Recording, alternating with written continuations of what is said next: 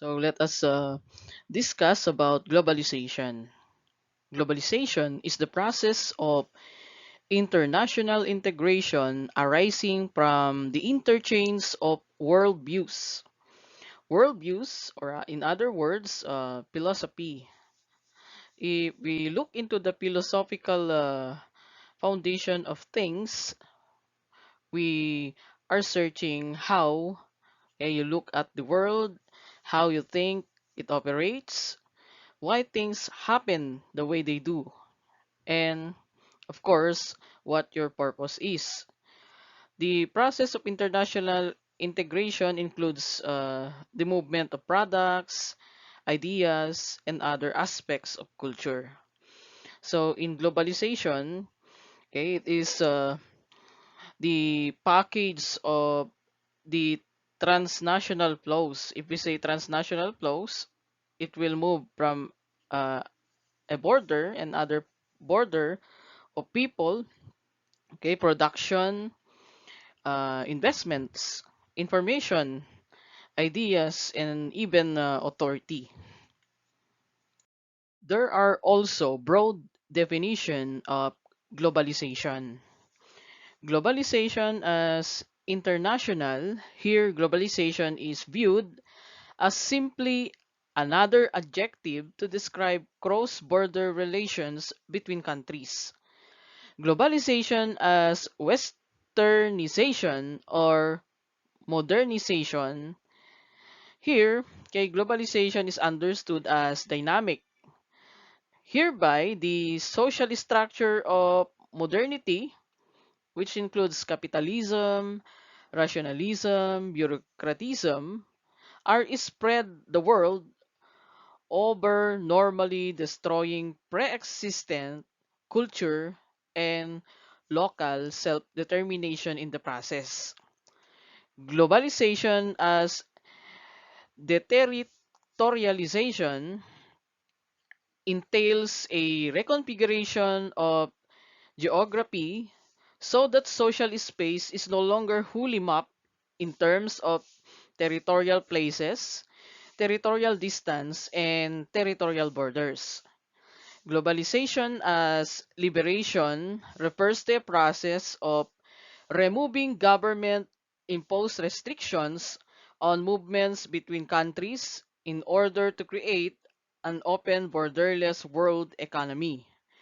Globalization as universalization is the process of spreading various objects and experiences to people at all corners of the earth.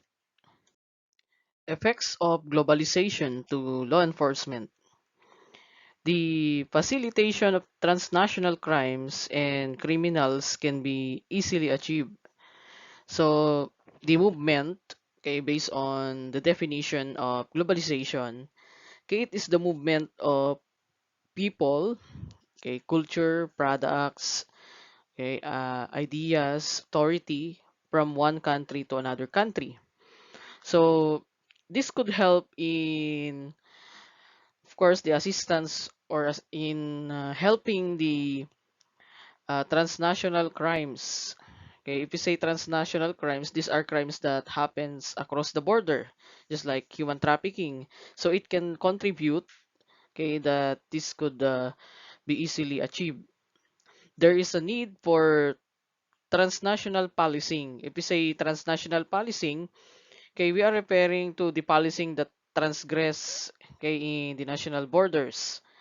So the cooperation among police organization in the world is vital because through the globalization, okay, it affects, okay, particularly the work of law enforcers in enforcing the law. So it needs a strong relationship between the law enforcers from one country to another.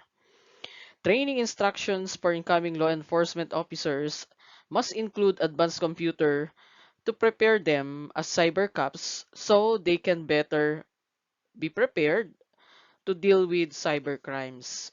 If we say cyber crimes, okay, it covers the types of activities, okay, or used to describe the violations of law that committed or facilitated through the use of electronic media or the computer. Okay, like phishing. Phishing. Pag sinabi natin phishing, ito yung mga nare-receive natin ng mga email na nagsasabing nanalo ka ng ganitong amount. So, you need to contact itong person or kaya uh, through a text message. Development of new strategies to deal with international organized crime, okay, is a must. So, there must be a strategy intended for international organized crime. Okay, number 5, in provisions of law enforcement with updated legislation or legislations related to modernization theories of crime. As mentioned in the discussion of modernization theory, kaya sabi, kay problem kay increases kay as the society kay becomes too complex. Yan. Habang na-expose kay yung ating society or yung ating bansa sa, for example, yung movement. Kung may movement, kay mas madali nilang ma-adapt yung strategies or mga technologies na ginagamit ng ibang bansa. And it follows that the terrorist groups or the organized groups okay, will also learn a new strategy when it comes to let's say in cyber crimes. Okay? So there are other possibilities na mas magiging uh, magaling ang ating mga terrorist groups or organized groups dahil nga kay through globalization kay mabilis yung flow ng tao, ng goods, okay, even technology. So madali na lang mag-adapt sa bansa na may mataas ang okay, mga kaalaman sa technology. According to United Nations Convention, okay, crime is considered as transnational if it is committed in more than one state. It is committed in one state, but a substantial part of its preparation, planning, directing, or control takes place in another state. Okay, I'll give you example kagaya ng drug trafficking. Sa drug trafficking, okay, for example, okay, yung pagtatanim ng opium poppy. Okay, so or yung tinatawag nating Papaver somniferum. So, kunwari, kay ito ay tinanim sa US o United States of America. So, yung preparation, okay, sabihin natin na inani na yung dried. Okay, nilipat ngayon sa Europe. Okay, nilipat sa Europe. So, doon nila rinepack sa Europe. Okay, from Europe, nilipat sa Philippines. Okay, sa Philippines naman, dito nila uh, ginawan ng, for example, gagawan nila ng magandang label. Yan. From Philippines, okay, dadalhin sa China. Sa China, doon naman siya ibebenta. So that is an example of uh, transnational crime. Uh, Considering the preparation, planning, kay direction or control, kay is not only done in one country or one state. Third, it is committed in one state but involves an organized crime group that engages in criminal activities in more than one state. So, sabi diyan, kay pwedeng mangyari sa iisang state pero okay, may involvement ang organized crime group. Okay, for example, kay yung mga grupo ng ISIS. Yan, sample lang ito ISIS. So, ang ISIS, okay, ginawa niya ngayon dito sa Pilipinas, kaya nagpasabog siya ng building. From Philippines, okay, nagpasabog siya ulit sa Paris. Yan, so, iisang grupo, kay lamang yung involved. Okay. It is committed in one state but has substantial effects in another state. Okay. So, nangyari lang siya sa isang state pero ah, naapektuhan yung ibang state. Okay, I will give you a very fresh example. Accordingly, kay sabi that the COVID-19 is man-made. Okay, so that is an example of a terrorist attack. Okay, according to one of the expert, kay na ang COVID-19 ay kagawan daw ng tao. So, eto, as we all know, kay ang COVID-19 ay natuklasan in China, in Wuhan, China. But then, okay, sa nangyayari ngayon, kay all countries are affected. Okay, particularly yung tinatawag nating pandemic. Terrorism, okay, under the United Nations, it is any act intended to cause death or serious bodily harm to civilians or non-combatants with the purpose of intimidating a population or compelling a government or an international organization to do or abstain from doing anything. So the the act of terrorism, okay, does not ask for any profit, but then okay, all they want is to redress okay, the government. Ang ibig sabihin nun, okay, ang meron silang mga gustong baguhin, okay, for example, sa pamamalakad ng isang gobyerno, isang leader, okay, doon nila sila ah, tinatakot or okay, kunwari nagkukan sila ng bombing incidents. Okay, yun yung way nila to give message na may mga gusto silang baguhin ng isang government, isang leader, okay? Particularly yung mga pinapasabugan nila yung highly populated area, yung madaming antala or ma-damage or ma-injure. So the French word terrorisme, okay, is derived from the Latin word or Latin verb terir, meaning I frighten or to frighten. Types of terrorists.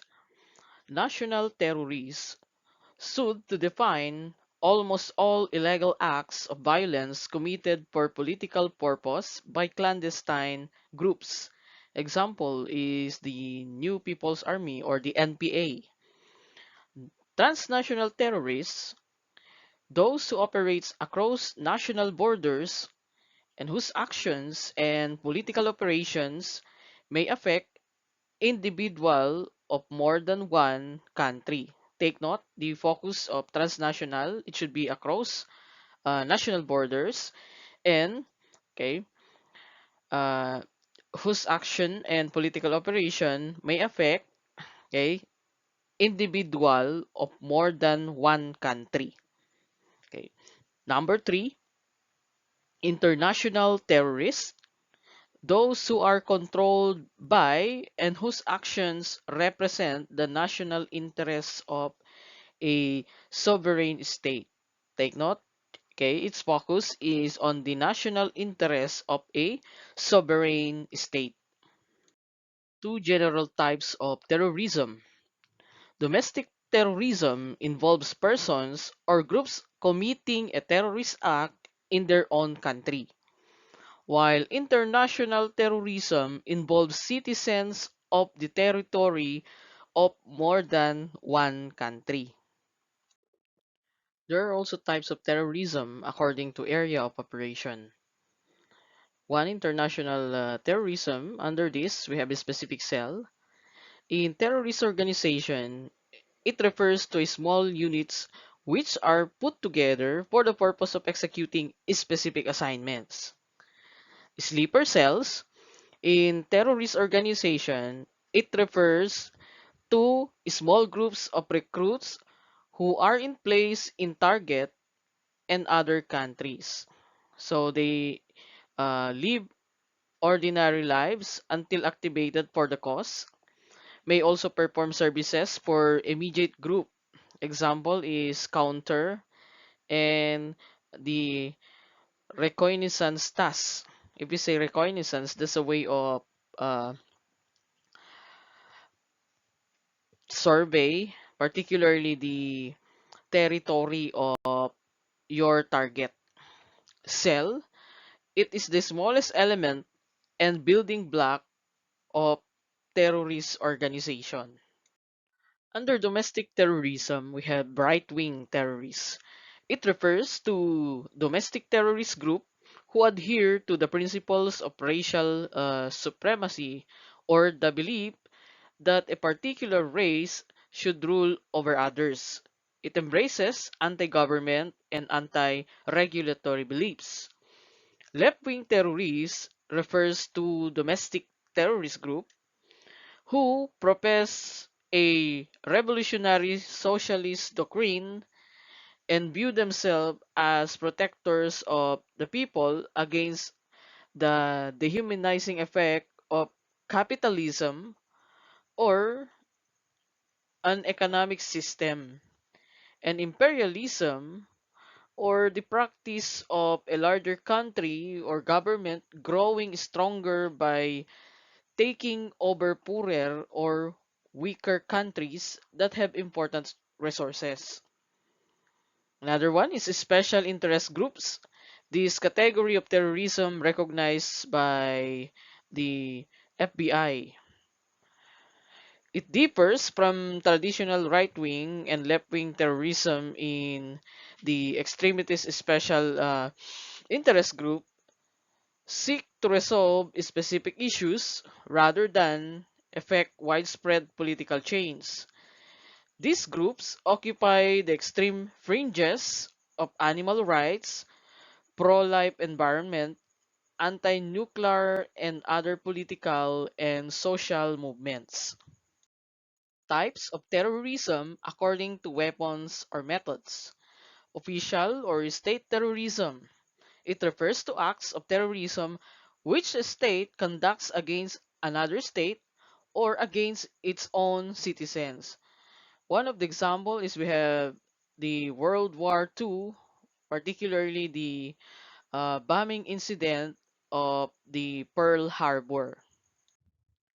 State-sponsored terrorism is a government support of violent non-state actors engaged in terrorism. States can sponsor terrorist groups in several ways, including but not limited to funding terrorist organizations, providing training, supplying weapons, and hosting groups within their borders. One of the example of state-sponsored terrorism is the Abu Nidal organization. Other example, okay, we have uh, in Iran, okay, they accuse Cuba, Iraq, Libya, North Korea, Sudan, and Syria of supporting terrorism. Religious terrorism is a type of religious violence where terrorism is used as a tactic to achieve religious goals or which are influenced by religious beliefs and or identity. Quasi-terrorism, the activities incidental to the commission of crimes of violence that are similar in form and method of genuine terrorism, but which, nevertheless, lack its essential ingredient. It is not the main purpose of the quasi-terrorist to include terror in the immediate victim, as in the case of genuine terrorism, but quasi-terrorist uses the modalities and techniques of the genuine terrorist and produces similar consequences and reaction. For example, in cases like wherein the armed criminal is trying to escape from law enforcement or law enforcers, they utilize civilians as hostages to help them escape. Narco-terrorism is the link between drug traffickers and terrorist groups. It is also refers to a political alliance formed between terrorist organizations and drug supplying cartels. The cartels provide financing for the terrorists who in turn provide quasi-military protection to the drug dealers. Cyberterrorism is the convergence of cyberspace and terrorism. It refers to unlawful attacks and threats of attacks against computers, networks, and information stored therein when done to intimidate or coerce a government or its people in furtherance of political or social objectives. Bioterrorism is the threat or use of biological agents by individuals or groups motivated by political, religious, ecological, social, or for other ideological objectives to instill fear or cause illness or death in order to achieve their objective. So take note, this particular type of terrorism, okay, make use of biological agents like the use of virus. So if it is true that COVID-19 virus is made by man and it is made by terrorist group, then this could be considered as an example of bioterrorism attack.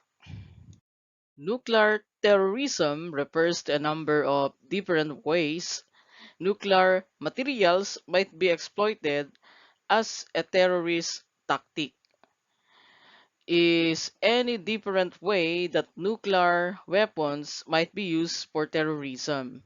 This includes attacking nuclear facilities, purchasing nuclear weapons, and building nuclear weapons.